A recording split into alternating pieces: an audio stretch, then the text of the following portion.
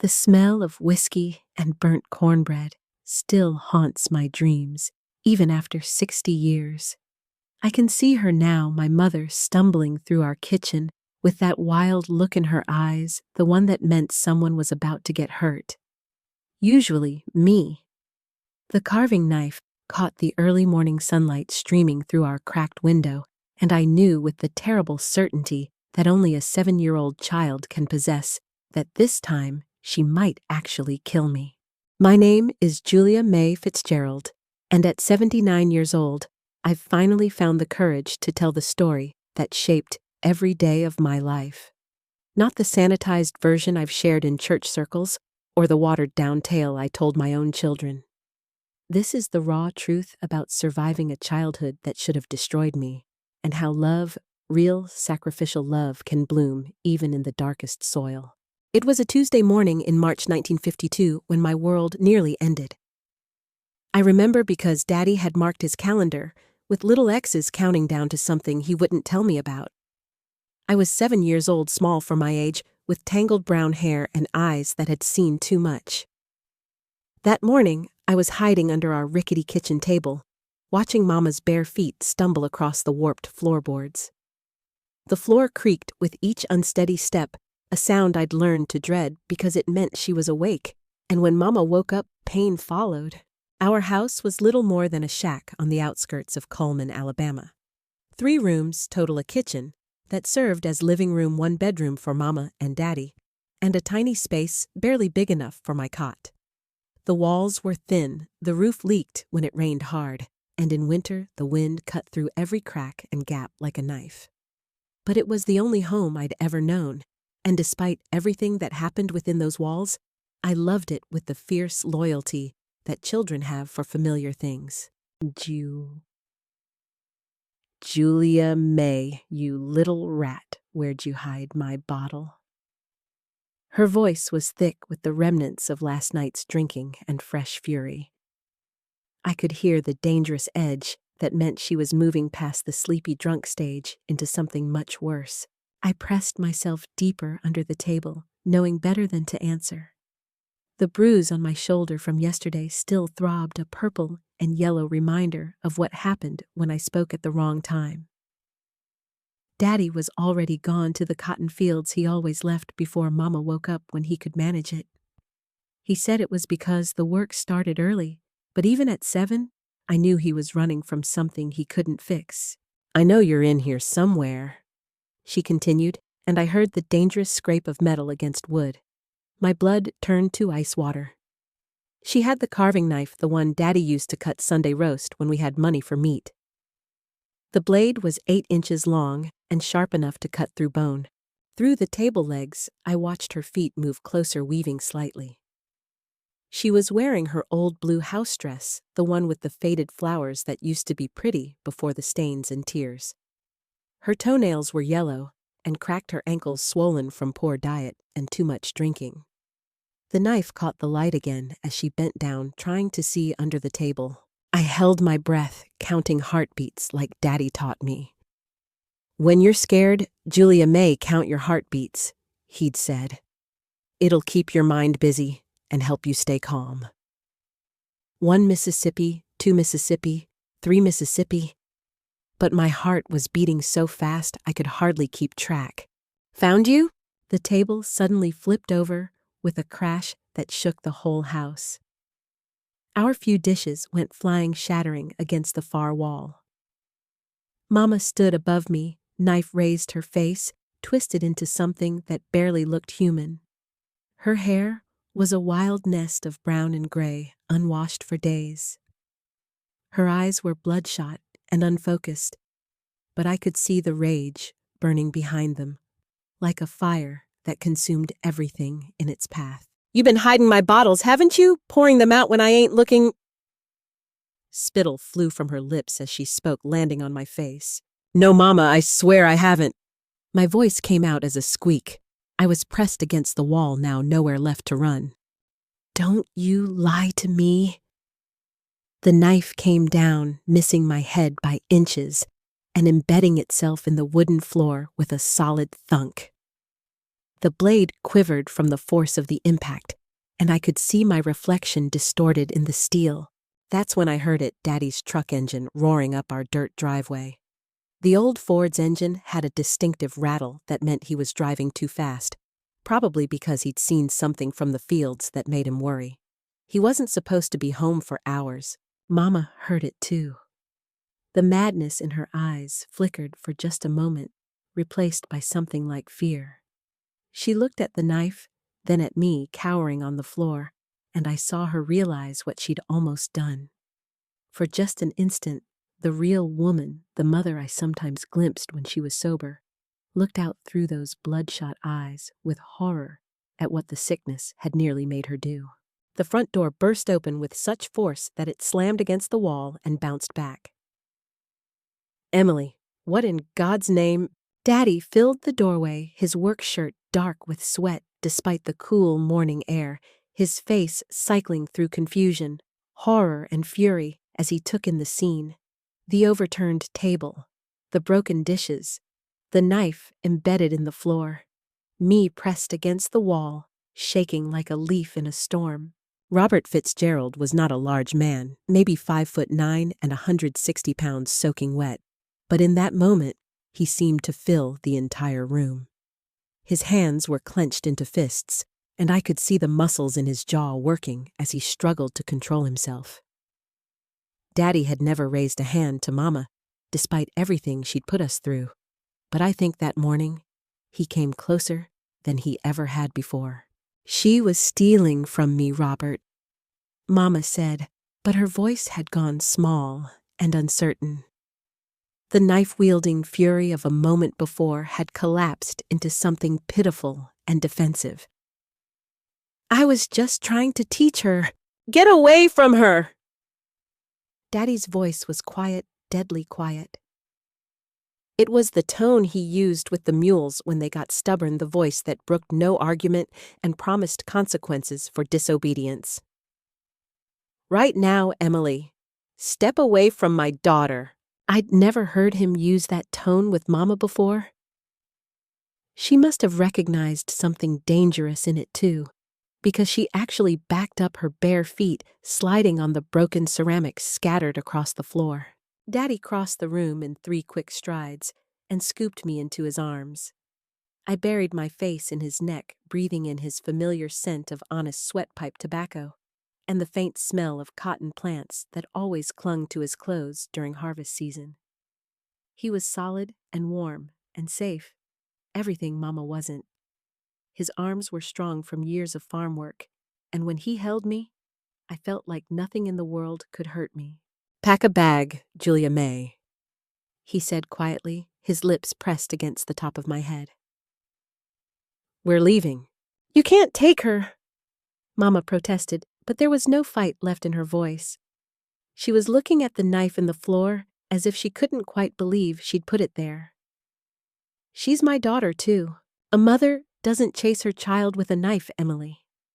Daddy's arms tightened around me, and I could feel the anger radiating from his body like heat from a stove. "I've given you chances. Lord knows I've given you more chances than any man should. I've made excuses for you, covered for you, begged you to get help.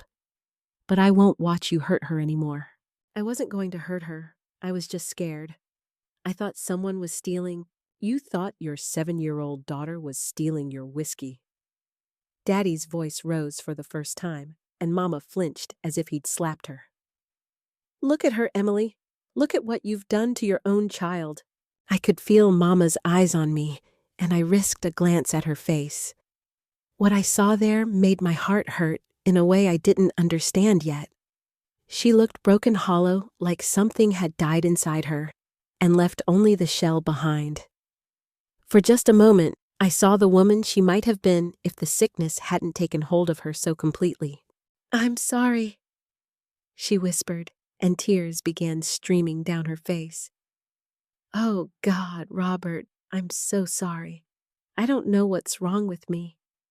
I don't know why I can't stop." "I know why," Daddy said, and his voice was gentler now, but still firm.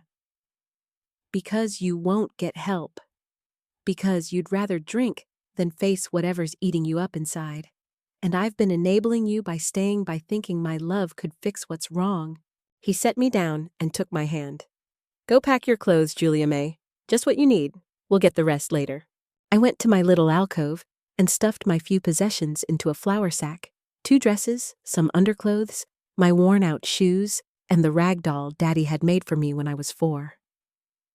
I could hear them talking in the kitchen, their voices low and urgent, but I couldn't make out the words. Part of me didn't want to.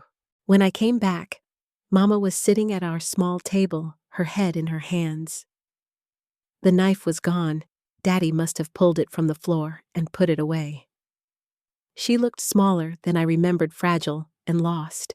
"Where will you go?" she asked without looking up. "That's not your concern anymore," Daddy replied. He was packing his own bag, moving with quick, efficient motions. "You made your choice, Emily. You chose the bottle over your family. Now you can live with that choice." "Please don't take her away from me. She's all I have left." "No," Daddy said, and his voice was infinitely sad. "She was all you had left, and you threw her away. Just like you threw away our marriage, our home, our future together. Just like you throw away everything good in your life." That day, Daddy and I drove to his sister's house 3 counties over our few possessions, rattling in the truck bed as we bounced along dirt roads that seemed to lead nowhere. The landscape rolled past the windows: red clay hills, pine forests, fields ready for spring planting, but I barely saw any of it. I was thinking about Mama, sitting alone in our broken kitchen, surrounded by the shards of our shattered life. Aunt Mary Caldwell was a stern woman with kind eyes and strong hands that never raised in anger. She lived alone in a neat white farmhouse with blue shutters and a garden that looked like something from a picture book. She was 10 years older than Daddy, a spinster by choice, who dedicated her life to teaching school and caring for anyone who needed help. She took one look at the bruises on my arms and the terror in my eyes, and asked no questions, just wrapped me in a quilt that smelled like lavender and started making biscuits. Her kitchen was everything ours: wasn't clean, organized, peaceful. The stove actually worked properly, the floor was swept, and there were curtains on the windows that let in light without letting in cold. "How long can we stay?" I whispered to Daddy that first night as he tucked me into the small bed in Aunt Mary's sewing room. The room was painted yellow with white curtains and a quilt covered in tiny flowers. There was a bookshelf filled with children's stories and a rocking chair by the window where Aunt Mary sat to do her mending. It was the most beautiful room I'd ever slept in. "As long as we need to, baby girl." He smoothed my hair back from my forehead, his calloused fingers gentle against my skin. "I should have done this a long time ago. I was wrong to think I could protect you while keeping us together. Sometimes protecting someone means making hard choices." I didn't understand then what those words cost him. Daddy loved Mama, loved her with the kind of deep, stubborn love that sees past the sickness to the woman underneath. He'd married Emily Johnson when she was 18, and beautiful, full of laughter and dreams about the life they'd build together. He'd held on to the memory of that girl, even as the woman she became tried to destroy everything they'd created. But he loved me more, and that love had finally found the courage to act. We stayed with Aunt Mary for 3 months while Daddy made arrangements. During the day, he worked her small farm, helping with spring planting and repairs around the house. In the evenings, he'd sit at her kitchen table writing letters and studying newspaper classifieds, looking for a place where we could start over. Those 3 months were like learning to breathe again. I helped Aunt Mary in her garden, learning the names of flowers and vegetables, discovering that I had a talent for making things grow. She taught me to cook simple meals, to sew straight seams, to read better than any 7-year-old had a right to. But more than that, she taught me what normal felt like. "Your daddy's a good man," she told me one afternoon as we worked together in her kitchen, making preserves from the strawberries I'd helped pick. "He's made mistakes, but they came from love, not meanness. Don't you ever doubt that." "Why did Mama hurt me? Don't she love me?" Aunt Mary was quiet for a long time, stirring the bubbling strawberries with a wooden spoon. "Your mama's sick, Julia May. Sick in a way that makes her do things the healthy part of her would never do. That doesn't make it right, and it doesn't mean you have to accept being hurt. But it might help you understand that it's not about you. It's about something broken inside her." "Can broken people get fixed?" "Sometimes, if they want to be fixed and they're willing to do the hard work. But they have to want it more than they want whatever's making them sick." Finally, in June, Daddy found what he was looking for.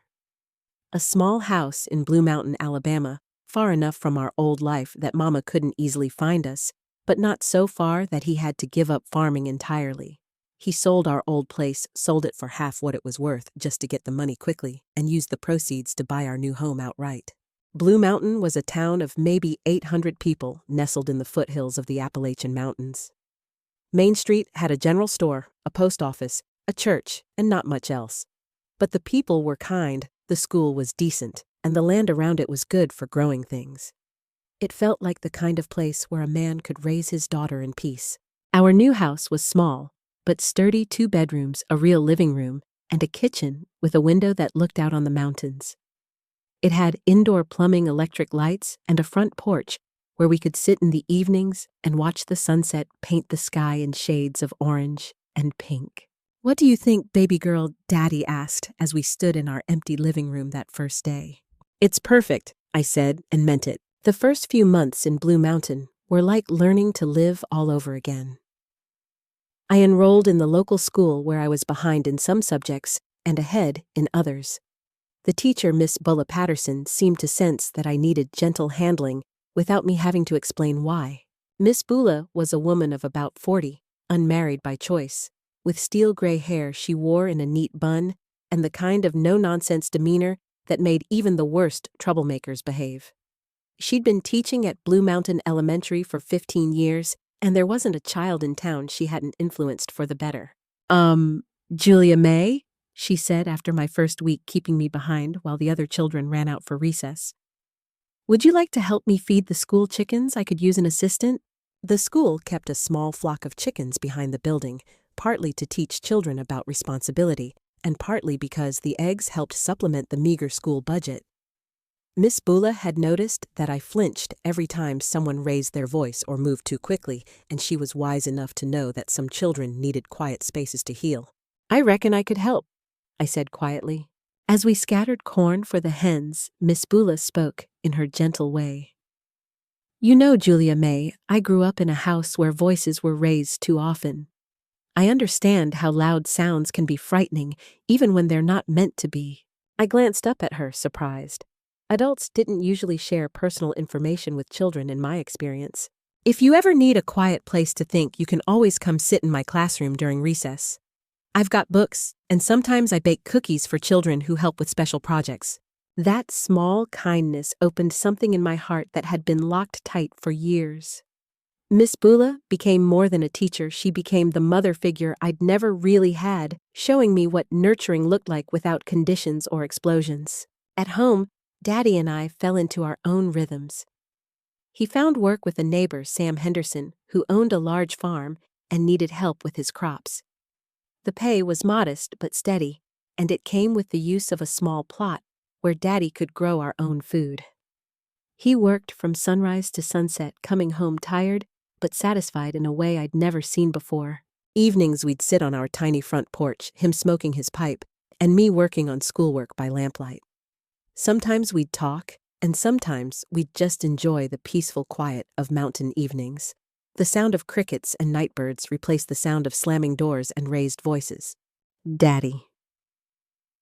I asked one evening when I was 8, watching fireflies dance in the gathering dusk, "Do you ever miss Mama?"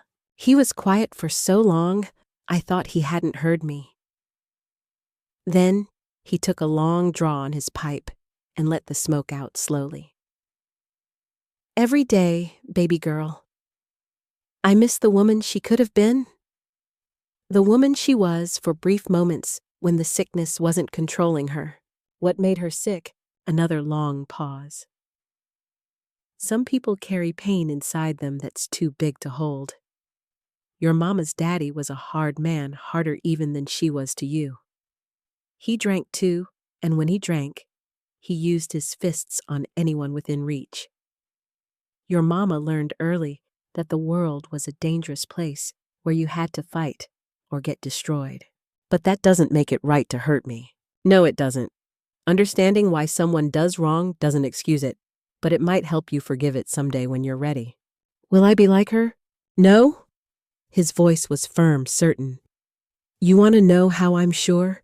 Because you're sitting here asking me that question?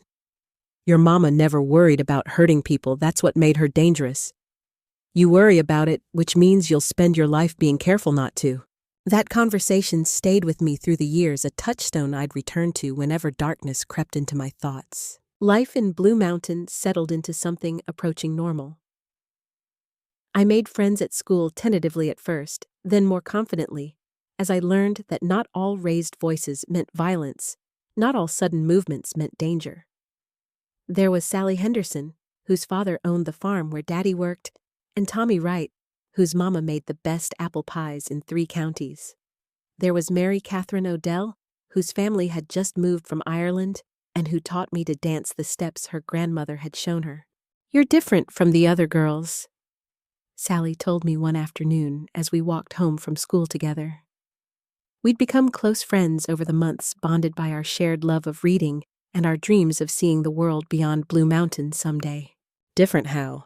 Quieter, more careful. Like you're always watching to make sure everything's okay. She wasn't wrong. Even after a year in Blue Mountain, I still jumped when doors slammed unexpectedly, still positioned myself near exits in any room, still cataloged potential weapons and hiding places without consciously meaning to. Some lessons once learned are hard to unlearn. My mama wasn't very nice to me, I said carefully. I'd never told anyone the full truth about my early life. Is that why you and your daddy moved here alone? Yes. Sally nodded thoughtfully. My cousin lived with her mama who drank too much.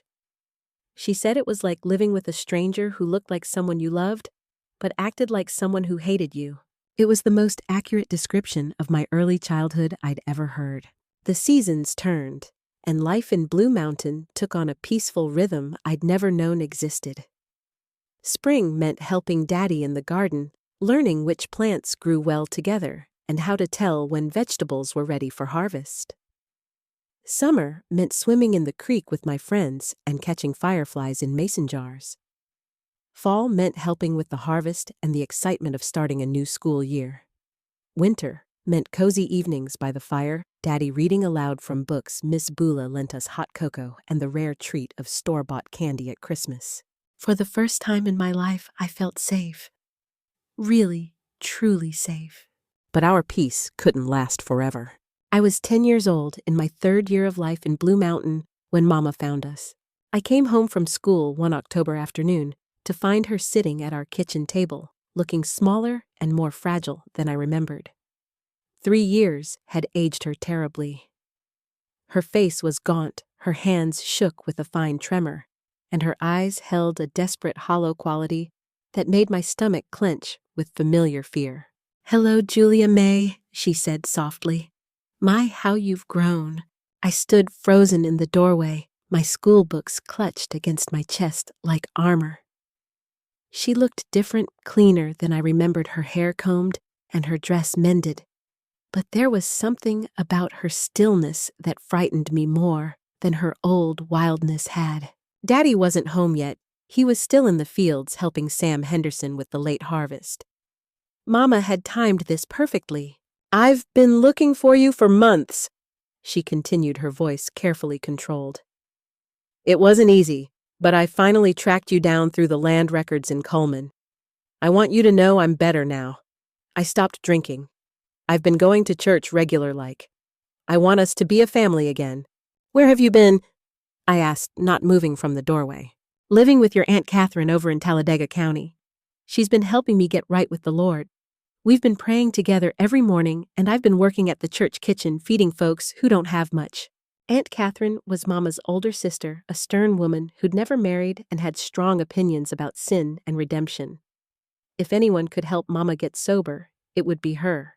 I know I made mistakes, Mama went on. Terrible mistakes. But I'm your Mama, Julia May. That has to count for something. You tried to stab me? I whispered. The words hung in the air between us like a physical presence. Mama's face crumpled, and she pressed her hands to her mouth as if she could push back the sob that escaped. I was sick then. I wasn't myself. But I'm well, now I promise you. Look. She rolled up her sleeves, showing arms that were clean of the bruises and marks I remembered from her drinking days.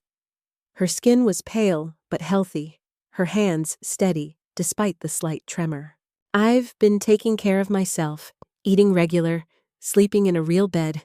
Catherine makes sure I go to church twice a week and Bible study on Wednesdays. I've been sober for 8 months now. She did look better, I had to admit. Cleaner, calmer.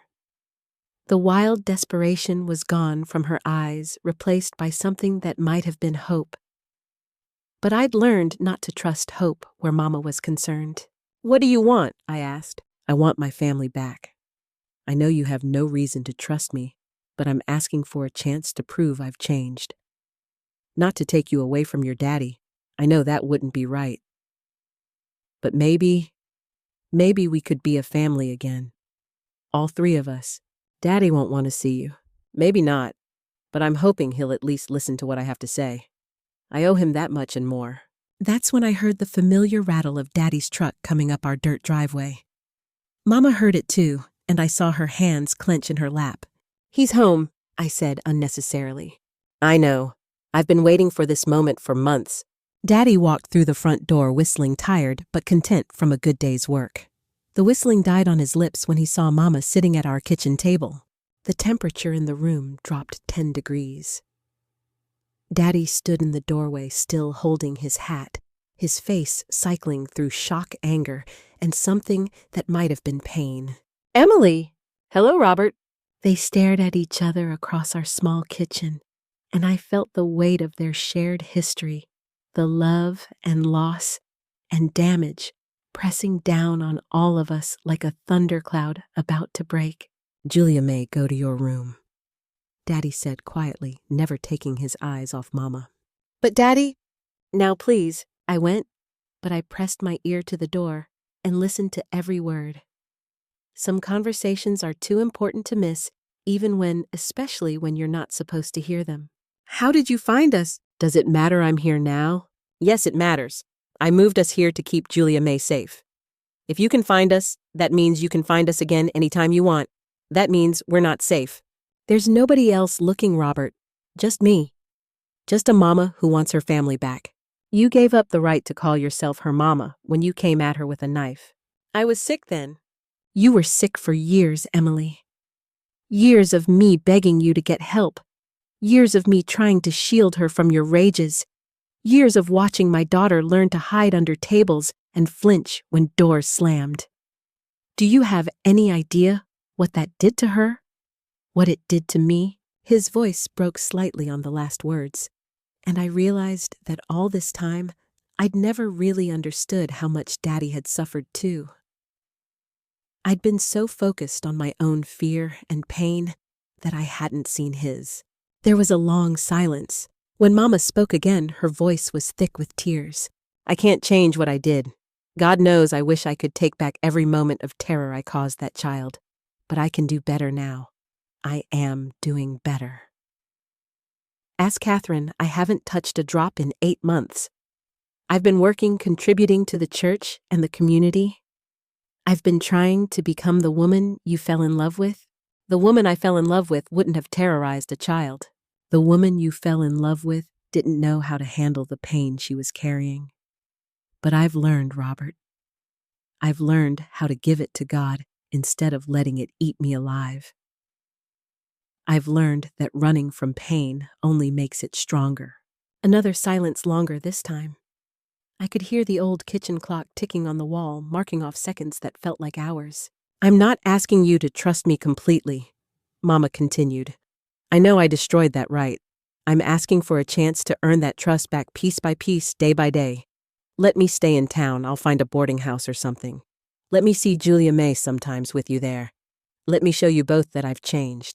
And when you disappoint us again, when the pressure gets too much and you start drinking again, what then?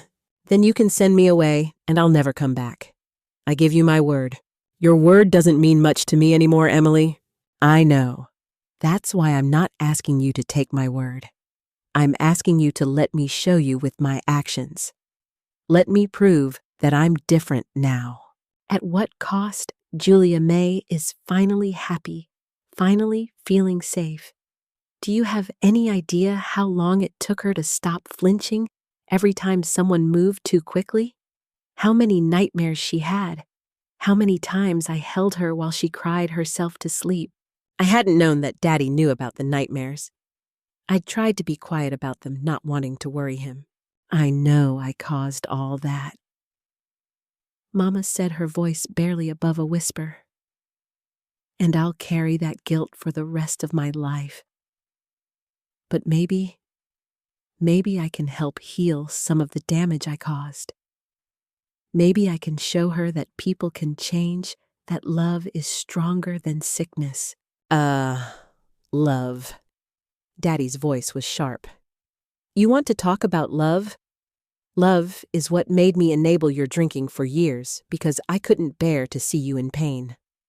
Love is what made me rationalize your behavior and make excuses for you. Love is what almost got my daughter killed because I thought I could fix you with patience and understanding. You're right. That kind of love isn't healthy for anyone. But there's another kind of love, Robert. The kind that sets boundaries, that refuses to enable destructive behavior, that says, I love you, but I won't let you hurt me or the people I care about. That's the kind of love I'm asking for now. I heard the sound of a chair scraping against the floor, then Daddy's heavy footsteps. The door to my room opened. Julia May, come here. I followed him back to the kitchen, where Mama sat, with her hands folded in her lap, looking smaller and more vulnerable than I'd ever seen her. Her eyes were red from crying, but she wasn't falling apart like she used to. She was holding herself together, waiting to hear what we decided. Your mama wants to stay in Blue Mountain for a while, Daddy said carefully. She says she's changed, that she wants to be part of our lives again, but this decision affects you most of all. What do you think about that? The question surprised me.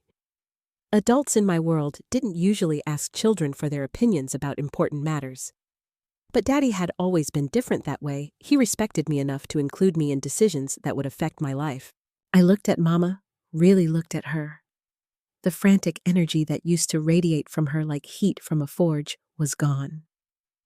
She sat still, patient, waiting for my answer, without trying to pressure or manipulate me.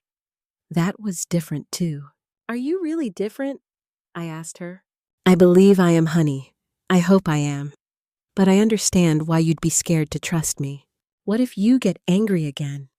What if someone makes you mad or something bad happens? Then I'll leave. I'll remove myself from the situation before I can hurt anyone. Catherine taught me how to do that, how to recognize when I'm getting upset, and how to walk away before it gets dangerous. What if you start drinking again? Then I'll check myself into a facility where they can help me stop. I won't let it get as bad as it was before. I know what that road leads to now, and I won't go down it again. Her answers were specific, practical. Not the vague promises I remembered from before, but actual plans for dealing with problems. I want to believe you, I said quietly, but I'm scared. That's smart, being scared. Shows you've got good sense. She leaned forward slightly. What if we started real small? Maybe I could come to dinner once a week with your daddy here the whole time, just to talk, get to know each other again. Would that be okay? I looked at Daddy. His jaw was tight, but he nodded slightly, letting me know that he'd support whatever decision I made. I guess we could try, I said. Thank you, Mama whispered. Thank you for giving me a chance I don't deserve. And so began the strangest period of my childhood. Every Sunday evening, Mama would come to our house for dinner.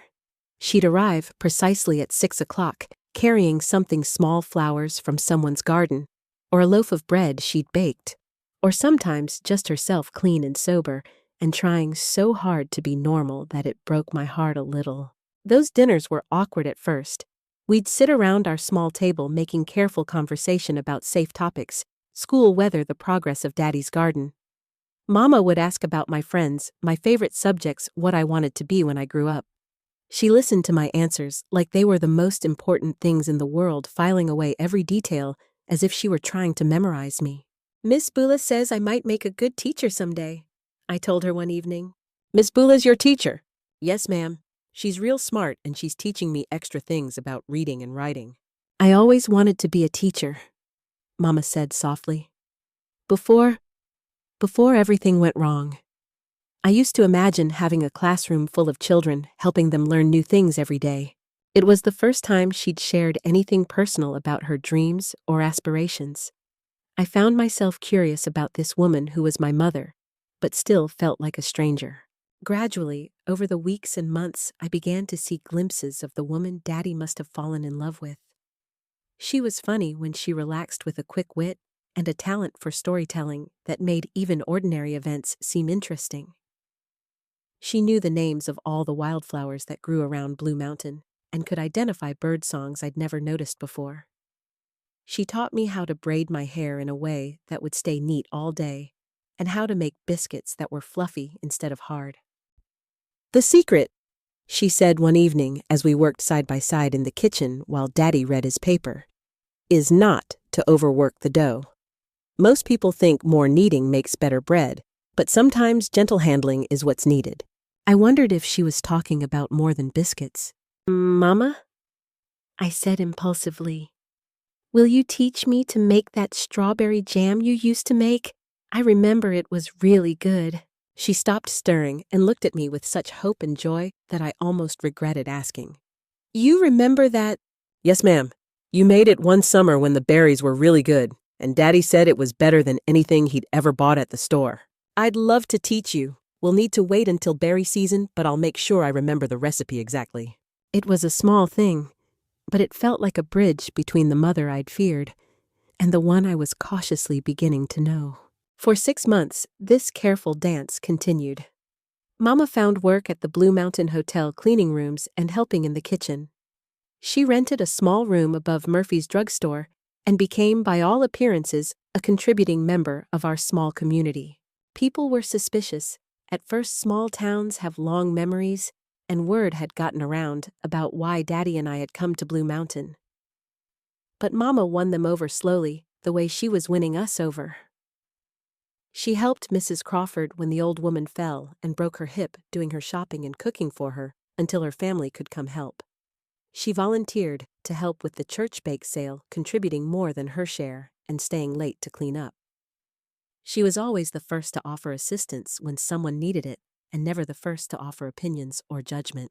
That Emily Fitzgerald is sure different from what I expected. I overheard Mrs. Henderson telling Miss Bula after church one Sunday. Quiet, hard-working, never causes any trouble. Hard to believe she's the same woman who... She trailed off when she noticed me listening, but I knew what she meant. It was hard to reconcile the woman Mama was becoming with the woman who had terrorized my early childhood. She's really trying, Miss Bula told me one day after school. I've been watching, and I think she might actually be succeeding. People can change, Julia May. Not often and not easily, but it does happen. I was starting to think so too. The constant knot of tension I'd carried in my stomach for years was finally beginning to loosen. I was sleeping better, eating better. I even laughed sometimes at dinner, real laughs that came from genuine amusement instead of nervous politeness. You seem happier lately, Sally Henderson observed as we walked home from school one crisp November afternoon. The leaves were turning colors, painting the mountains in shades of red and gold that took my breath away. I guess I am, I said, and realized it was true. Is it because of your mama coming back? I'd told Sally and my other friends a little about the situation, though not the full details. Maybe. It's complicated. My daddy says complicated situations usually work out the way they're supposed to if you give them enough time. I hoped he was right. That's when everything fell apart. It was a Thursday evening in April. I was 11 years old, working on arithmetic homework at the kitchen table, while Daddy fixed a broken harness and Mama hummed softly as she washed dishes. The sunset was painting our kitchen in shades of gold and pink, and somewhere in the distance, I could hear Mrs. Odell calling her children in for supper. It was the kind of domestic scene I'd dreamed about as a small child, peaceful, normal, safe. For a moment, I allowed myself to imagine that this was how things would always be from now on, that we'd found our way back to being a real family. Then came the knock at the door. It was hard, urgent, the kind of knock that meant trouble.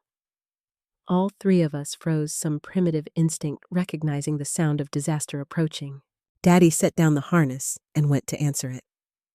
Mom and I followed, clustering in the kitchen doorway like children afraid of what we might find. Robert Fitzgerald. The man at the door was tall and thin, wearing a badge and a serious expression that made my blood turn cold. "I'm Sheriff Morrison from Talladega County. I need to speak with you about your wife." My world tilted on its axis. Mama's face went white as flour, and I saw her hands start to shake. "What about her?" Daddy asked carefully. "There's been an incident.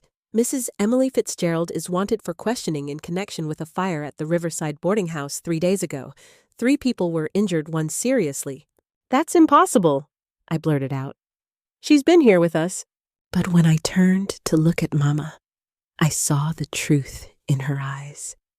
Guilt and shame, and the terrible, familiar wildness I'd hoped was gone forever. "Emily," Daddy said quietly, his voice deadly calm. "What did you do?" She sank into the nearest chair, her hands shaking so badly she had to clasp them together to keep them still. "I didn't mean for anyone to get hurt. I swear to God, Robert, I didn't mean for anyone to get hurt." "Tell me what happened." "I went back to Talladega last weekend. Remember I told you I needed to collect some things from Catherine's house? Well, I did that, but then I stopped at Murphy's Tavern, just for one drink to celebrate how well things were going here." My heart sank.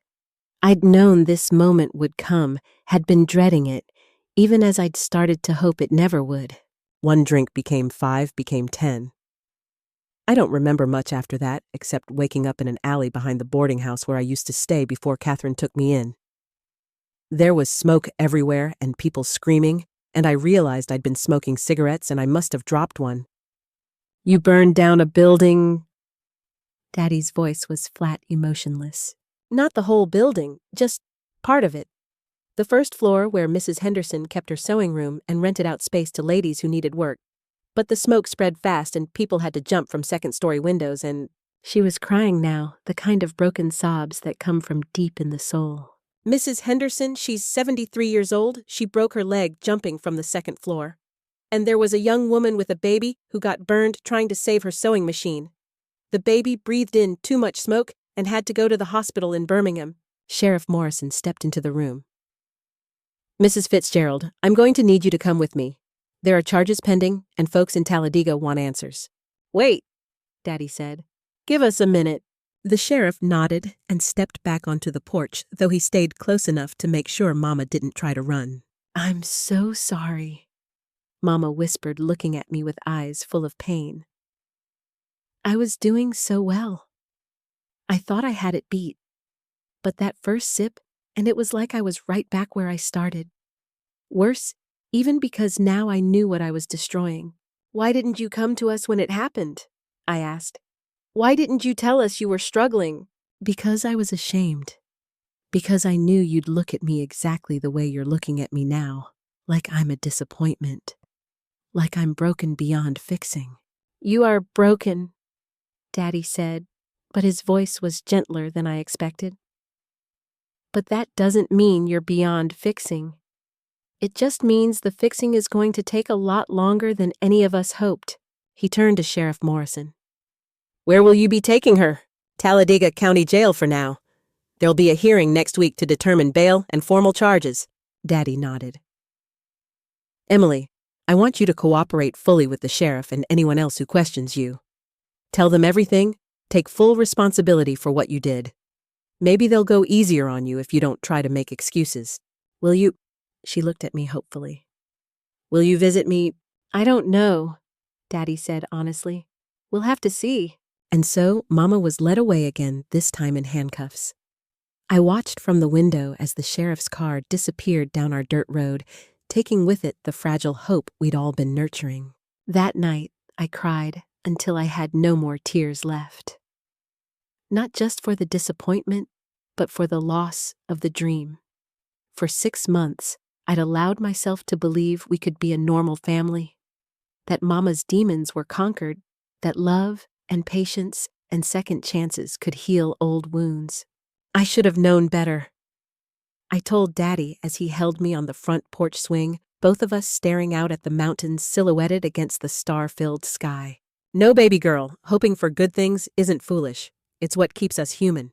But she let us down again, just like you said she would. She did. But you know what? For 6 months, she didn't. For 6 months, she was the mama you deserved to have all along. That's not nothing, Julia May. That's something precious, even if it didn't last. The trial was a nightmare that stretched over 3 months. Mama pleaded guilty to reckless endangerment, destruction of property, and public intoxication. The boarding house fire had caused extensive damage, not just to the building, but to the lives of the people who depended on it for their livelihoods. Mrs. Henderson, the 73-year-old seamstress, had indeed broken her leg in 2 places jumping from the second-story window. The young mother, Sarah Beth Tucker, had suffered burns on her arms and hands, trying to save her sewing machine, the tool she used to support herself and her baby after her husband had been killed in a mining accident. The baby little Emma had spent 2 weeks in the hospital with smoke inhalation. But there were mitigating factors that kept Mama from receiving the maximum sentence. Her genuine remorse was evident to everyone in the courtroom. She cooperated fully with investigators, never trying to shift blame or minimize her responsibility.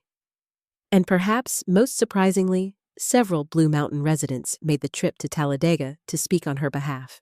Mrs. Crawford, despite her age and the difficulty of travel, testified about how Mama had cared for her after her fall. Miss Bula spoke about Mama's volunteer work with struggling readers at the school.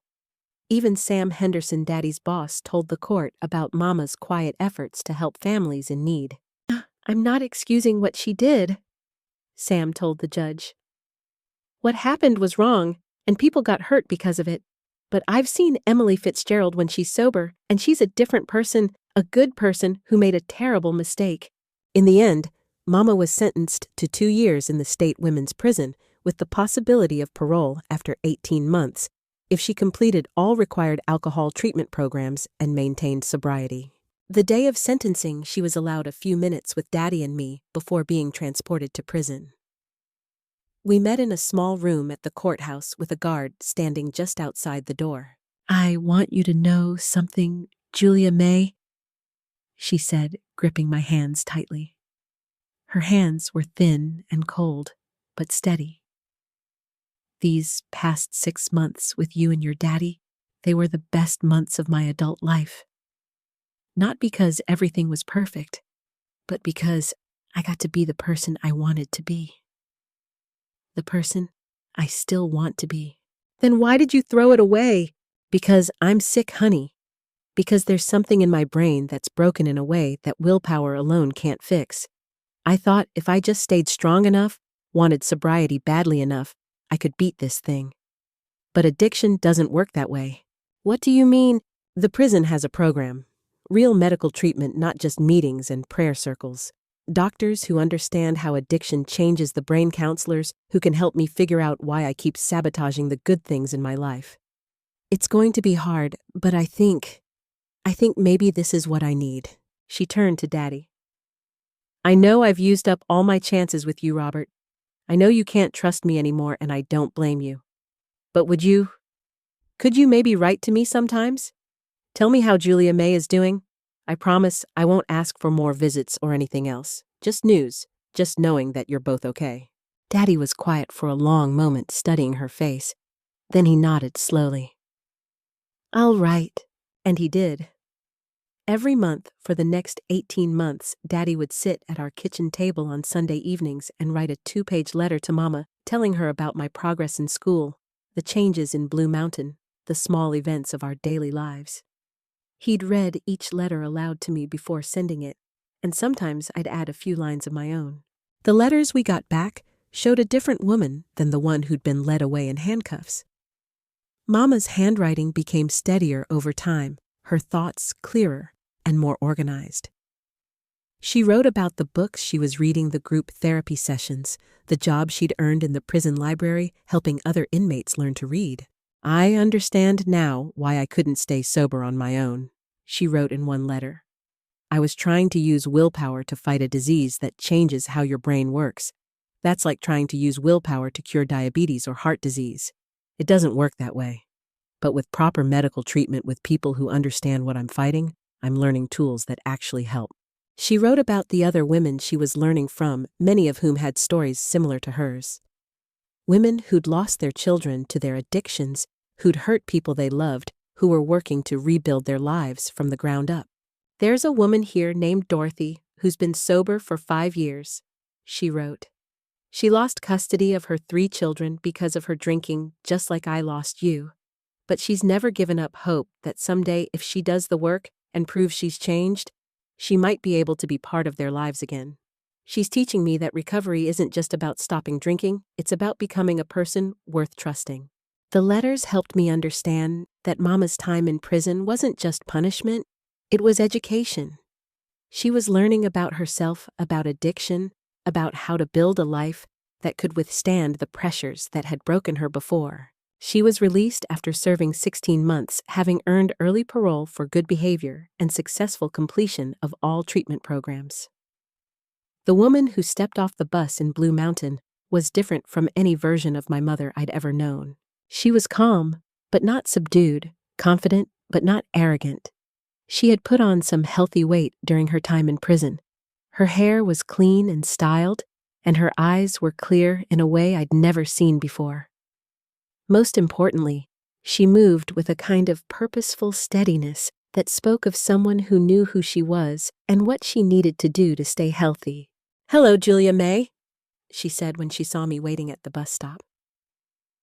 I was 12 now, taller and more sure of myself than the frightened child who'd watched her be arrested. "Hello, Mama." "I don't expect forgiveness," she said as we walked toward where Daddy was waiting in the truck. "I don't expect trust. I know I have to earn those things all over again, if I ever can, but I want you to know that I'm different now. Really different in ways that will last." "How do you know?"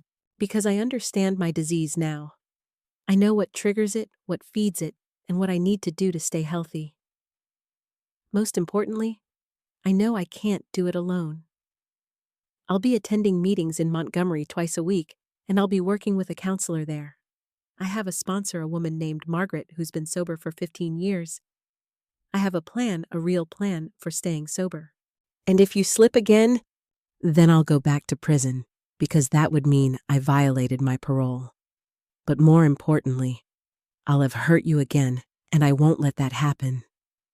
I'd rather spend the rest of my life in prison than cause you one more day of pain." She meant it. I could see it in her eyes, hear it in the steadiness of her voice. This wasn't the desperate promise-making of someone trying to avoid consequences. This was the quiet determination of someone who had faced hard truths about herself and made peace with what it would take to change. This time, Mama didn't ask to be part of our daily lives. Instead, she found a job in Montgomery working as a clerk in a law office and rented a small apartment near her treatment center. She came to Blue Mountain once a month for a day visit, always scheduled in advance, always with Daddy present. Those visits were different from the careful dinners we'd shared before her arrest. There was less pretense, less desperation to prove she'd changed. Mama seemed content to simply be present, to listen to my stories about school and friends, to offer gentle advice when asked, but never to push or demand more than we were comfortable giving. "How's school going?" she'd ask, and when I told her about a difficult teacher or a problem with a friend, she'd listen carefully and offer thoughtful suggestions without trying to take over or fix everything for me. "What are you reading?" was another favorite question. When I told her about a book I was enjoying, she'd often read it herself, and we'd discuss it during her next visit. It was a way of sharing experiences even when we weren't living in the same place. Slowly, over the course of 2 years, she earned back our trust.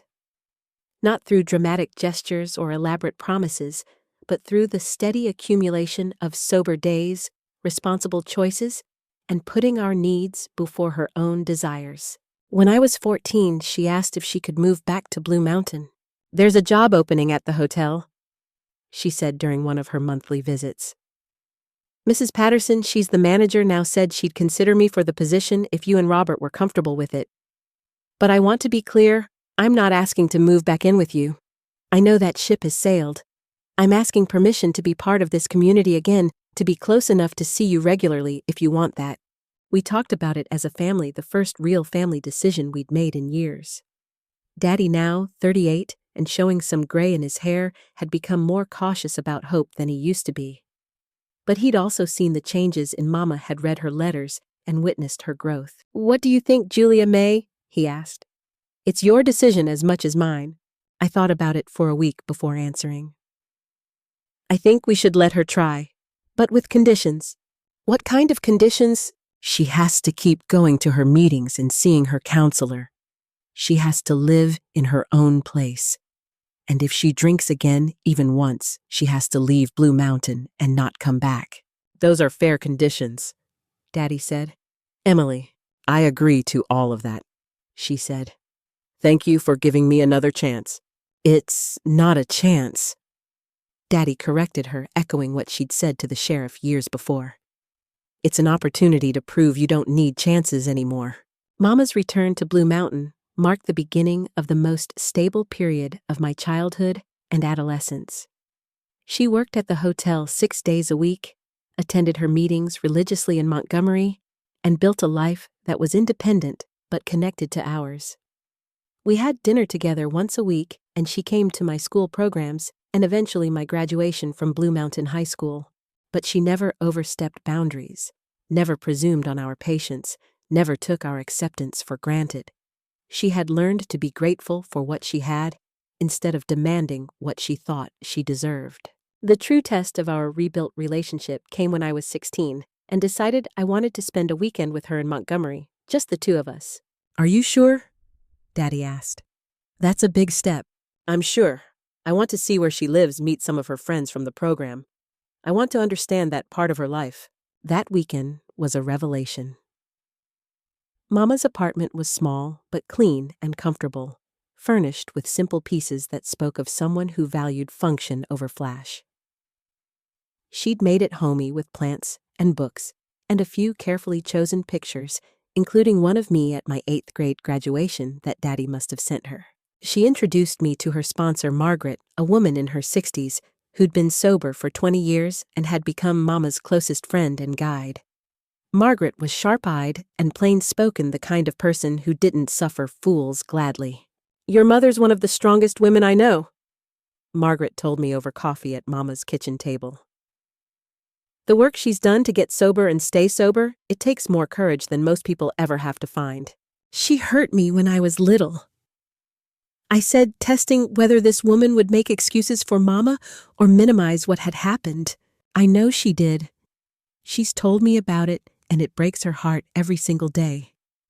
But you know what, she used that pain as motivation to get well instead of using it as an excuse to keep hurting people. That's the difference between someone who's recovering and someone who's just hiding from their problems." That weekend, I saw Mama in her natural environment. She had a community of people who understood her struggles, a routine that supported her sobriety, and a sense of purpose that came from helping other women who were earlier in their recovery journey. "I sponsor 3 women now," she told me as we walked through downtown Montgomery on Saturday afternoon. "I help them the way Margaret helped me, by listening, without judging, by sharing what I've learned, by being proof that recovery is possible, even when it seems hopeless. Do you ever want to drink? Sometimes. Especially when I'm stressed, or sad, or even really happy. Big emotions can be dangerous for people like me. But I've learned to recognize those feelings and deal with them in healthy ways, instead of trying to numb them. What if something really bad happened? What if Daddy got hurt or I got sick? Then I'd lean on my support system harder. I'd go to more meetings, talk to Margaret more often, maybe even check myself into treatment for a few days if I needed to. The difference now is that I know drinking won't actually help with any crisis, it'll just create new problems on top of the old ones. Her answers were practical, specific, realistic. This wasn't someone who thought she was cured. This was someone who understood she was managing a chronic condition that would require lifelong attention. When I graduated from high school as valedictorian of my class, both my parents were there. Mama sat in the back of the auditorium, letting Daddy have the front row seat and the honor of taking pictures. But when I walked across the stage to receive my diploma, I could see her in the audience, tears streaming down her face, her hands pressed to her mouth in joy and pride. After the ceremony, she approached us hesitantly. "Congratulations, Julia May. I'm so proud of you." "Thank you, Mama. I know you're planning to go to college in the fall. I want you to know I've been saving money, not much but some, to help with expenses if you need it." The offer surprised me. In all our conversations about my future, she'd never mentioned this. "You don't have to do that." "I know I don't have to. I want to. You're my daughter, and I want to contribute to your future if I can. I know I can't make up for the years I lost, but maybe I can help with the years to come." That small gesture meant more to me than any grand declaration could have. It showed that Mama was thinking ahead, planning for my success, putting my welfare ahead of her own immediate needs. I did go to college to the University of Alabama in Tuscaloosa, where I studied education with the goal of becoming a teacher like Miss Bula. During my college years, Mama's letters became more frequent and more personal. She wrote about her work, her friendships in recovery, her ongoing journey of self-discovery. But she also began to share memories from before her drinking became severe, stories about her own childhood and the dreams she'd once had. "I always wanted to be a teacher too," she wrote in one letter during my junior year. "I think that's part of why I'm so proud of you for choosing that path. You're becoming the woman I always hoped I could be, someone who helps others learn and grow instead of someone who tears them down." When I graduated from college in 1965, I surprised everyone by accepting a teaching position in Montgomery instead of staying in Blue Mountain or moving somewhere entirely new. "Are you sure about this?" Daddy asked when I told him. "You don't have to move there just because your mama is there." "I'm not moving there for Mama." I said, though, that wasn't entirely true. "I'm moving there because they have a good school system that needs teachers, and because I want to work with children who come from difficult backgrounds. I want to make the kind of difference Miss Bula made for me. And the fact that Mama lives there is just a bonus." I've gotten to know her as a person over these past few years, not just as my mother. I like her. I enjoy her company. I want to be able to see her more often. And so at 22, I moved to Montgomery and began my teaching career. Mama and I developed an adult relationship built on mutual respect and genuine affection. We had dinner together once a week, went to movies occasionally, and talked on the phone regularly. But we also maintained healthy boundaries. Mama never tried to make up for lost time by being overly involved in my life. She didn't give unsolicited advice about my job or my relationships or my future plans. She was simply present, supportive, but not intrusive, loving, but not possessive. The biggest test of our relationship came when I was 25 and decided to get married. My fiancé, John Fitzgerald, was a good man from a stable family, a teacher like me with kind eyes and steady hands, and a patience that reminded me of Daddy. He knew about my childhood, about Mama's struggles and recovery, and he didn't judge any of us for what we'd been through. "I'd like Mama to be at the wedding," I told Daddy during one of our weekly phone calls. "Are you sure it's your day, Julia May? You don't have to include her just to be nice." "I want her there, Daddy. She's been sober for over 10 years now. She's been a good mother to me in the ways she's been able to be. She deserves to be there. Then she should be there." When I called Mama to invite her, she was quiet for a long moment. I could hear her breathing, could almost feel her trying to process the significance of what I was offering. "Are you sure, honey? I don't want to cause any tension or make anyone uncomfortable." I'm sure you're my mother, and I want you at my wedding. What about John's family do they know about our history? They know what they need to know. And if anyone has a problem with you being there, that's their issue to deal with, not ours. The wedding was beautiful.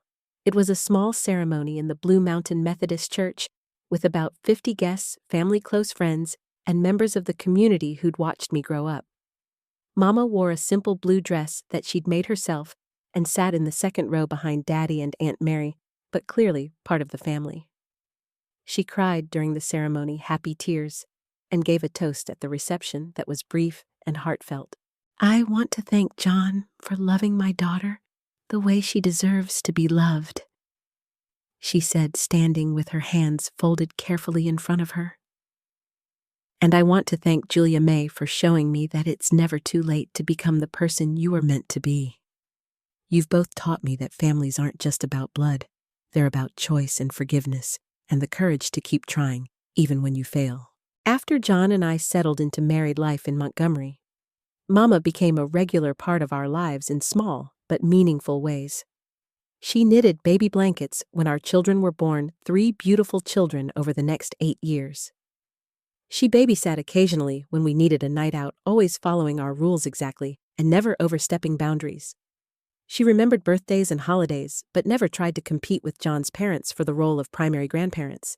My children, Sarah Robert and Mary Catherine, grew up knowing their grandmother as a kind, stable presence rather than the chaotic figure from my early memories. To them, Grandma M was the woman who never missed a school play, who taught them how to identify wildflowers and make perfect biscuits, who read bedtime stories with infinite patience and love. Grandma M is the best, my oldest daughter Sarah declared one day when she was 8. She never gets mad, and she always has time for us, and she makes cookies that are even better than the store ones. She wasn't always like that, I told Sarah later that evening as I tucked her into bed. Grandma M had to work very hard to become the person she is now. What do you mean? I thought carefully about how to explain addiction and recovery to an 8-year-old. Grandma M had a sickness that made her very sad and angry for a long time before you were born. But she worked with doctors and other people to get better, and now she's been healthy for many, many years. Like when I had pneumonia and had to take medicine. Similar to that, yes. Except Grandma M's medicine was learning new ways to think and feel and handle problems. I'm glad she got better. Me too, sweetheart. Me too. Mama lived to see all 3 of my children graduate from high school and start their own adult lives. She was 71 when she passed away peacefully in her sleep, surrounded by the family she'd fought so hard to be worthy of. She'd been sober for 28 years. At her funeral, the church was packed with people whose lives she'd touched. Her sponsor, Margaret, spoke about Mama's dedication to helping other women in recovery over the years. Her supervisor from the law office talked about her reliability and kindness to clients and coworkers. Miss Bula, now in her 80s but still sharp as a tack, shared memories of how Mama had volunteered to help struggling students learn to read. But the most powerful tribute came from a young woman I'd never met before, a woman about 30 with kind eyes and steady hands who approached me after the service. Mrs. Emily saved my life, she said during the open mic portion of the service. My name is Rebecca, and I was where your mother had been destroying everything good in my life, with my drinking hurting the people who loved me most. Emily sponsored me for 3 years, never giving up on me even when I gave up on myself. She showed me that recovery was possible, that I could be a better person than my worst moments. Because of her, I've been sober for 5 years now. Because of her, my children have a mother they can count on. There were a dozen similar stories. Women whose lives Mama had touched through her work in recovery programs, former students she'd helped learn to read coworkers who remembered her quiet acts of kindness during their own difficult times. This was the legacy of the woman who had once chased me with a knife in a whiskey-fueled rage. Not the damage she'd caused in her sickness, but the healing she'd brought in her recovery. Not the mother who had terrified me as a child, but the grandmother who had loved my children with the kind of steady, patient love she'd never been able to give me when I was small. Now, at 79, I can look back on my childhood and see it clearly for what it was. A story of trauma, yes, but also a story of redemption. A story of love that was strong enough to enforce boundaries, patient enough to allow for healing, and wise enough to recognize the difference between the person and the disease. Mama never fully made up for the fear and pain she caused me in those early years. Some wounds leave scars that never completely fade, but she did something more important. She showed me that people can change, that it's never too late to choose healing over hurting, that love is not about excusing harmful behavior, but about supporting someone's genuine efforts to do better. Those lessons served me well in my 30-year teaching career. I worked primarily with children from difficult backgrounds, kids who came to school hungry, angry, scared, or all three. Children whose parents struggled with addiction, poverty, mental illness, or just the overwhelming challenge of trying to survive in a world that seemed stacked against them.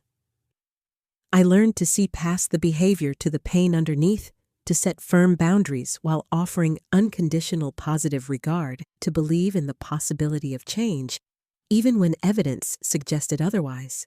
Many of those children went on to have successful, productive lives despite the odds against them. They became teachers, nurses, mechanics, parents, community leaders, people who took the love and patience and high expectations I'd offered them and used those gifts to build better lives for themselves and their families. At each of their graduations, at each wedding invitation or birth announcement or success story, I thought about Mama and how her journey from destruction to redemption had taught me to never give up on anyone.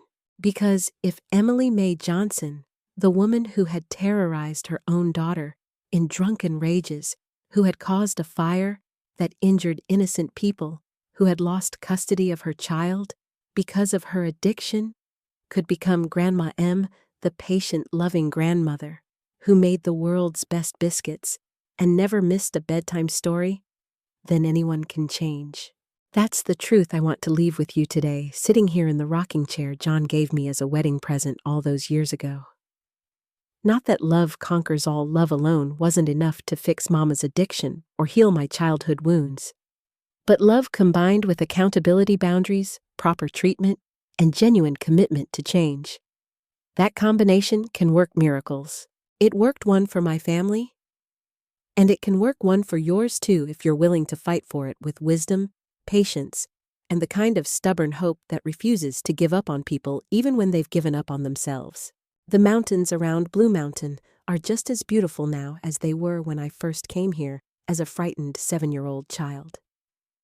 The seasons still turn, the wildflowers still bloom, the creek still runs clear and cold through the valley.